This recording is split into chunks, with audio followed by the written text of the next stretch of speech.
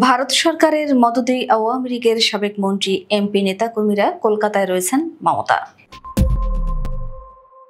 ভারত সরকারের প্রচ্ছন্ন মদদেই বাংলাদেশের ক্ষমতাচ্যুত আওয়ামী লীগের সাবেক মন্ত্রী এমপি ও দলের বিভিন্ন স্তরের পদাধিকারীরা যে কলকাতায় রয়েছেন সে কথা ইঙ্গিতে ফাঁস করে দিয়েছেন পশ্চিমবঙ্গের মুখ্যমন্ত্রী মমতা বন্দ্যোপাধ্যায়।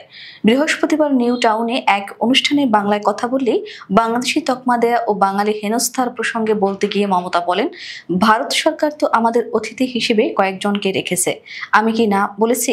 আশ্রয়ের কারণ হিসেবে পার্শ্ববর্তী দেশ বিপদে পড়েছে বলে উল্লেখ করেন। মমতা আরো বলেন, অতিথি হিসেবে রাখার রাজনৈতিক কারণ রয়েছে, ভারত সরকারের অন্য কোনো কারণ রয়েছে, কিন্তু আমরা তো কিছু বলিনি। মমতা বলেন, বাংলায় কথা বললেই বাংলাদেশি হয়ে গেল, এটা কখনো হয়?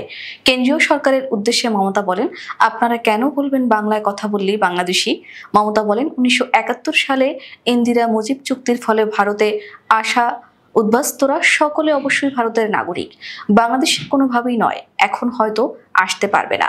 মমতা অভিযোগ করেন, বিজ্ঞপ্তি জারি করে বলা হচ্ছে বাংলা ভাষায় কথা বললেই রিপোর্ট করে দেয়া হবে। ওরা জানে না বাংলা ভাষায় কথা বলা মানুষের সংখ্যা এশিয়ায় দ্বিতীয় আর বিশ্বে পঞ্চম। মমতা ব্যাখ্যা দিয়ে বলেন, বাংলায় বাংলাদেশি টান থাকতেই পারে, ওপার বাংলায় তারা ছিলেন, এটা ভুলে গেলে চলবে না। বৃহস্পতিবার নিউ টাউনে মুখ্যমন্ত্রী মমতা বন্দ্যোপাধ্যায় দুটি আবাসন প্রকল্পের উদ্বোধন করার সময় বিভিন্ন রাজ্যে বাংলা ভাষীদের হেনস্থা নিয়ে সরব হন। এর আগে তিনি রাজপথে মিছিল করে ঘোষণা করেছেন, হেনস্থা তিনি মানবেন না। উল্লেখ্য, ছাত্র জনতার গণ অভ্যুত্থানে দেশে ছেড়ে পালিয়েছেন আওয়ামী লীগের সভাপতি শেখ হাসিনা, আশ্রয় নিয়েছেন পার্শ্ববর্তী দেশ ভারতে।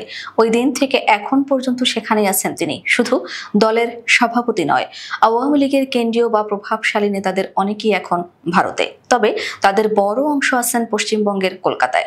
সামাজিক যোগাযোগ মাধ্যম ফেসবুকে প্রভাবশালী অনেক নেতার ছবিও পাওয়া গেছে। দলের অনেক সিদ্ধান্ত কলকাতায় বসিয়ে নিচ্ছেন তারা, সেখান থেকেই নেতাকর্মীদের সঙ্গে যোগাযোগ করছেন তারা।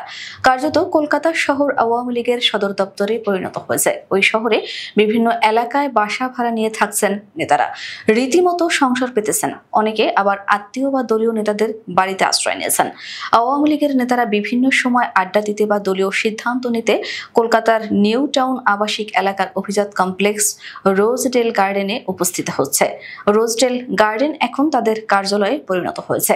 সেখানে বসেই সাজানো হচ্ছে ডক্টর মোহাম্মদ ইউনূসের নেতৃত্বাধীন বর্তমান অন্তর্বর্তীকালীন সরকারকে ব্যর্থ করার মহাপরিকল্পনা। একই সঙ্গে বাংলাদেশকে অস্থিতিশীল রাখতেও তারা যাবতীয় ষড়যন্ত্র চালাচ্ছেন কলকাতায় বসে।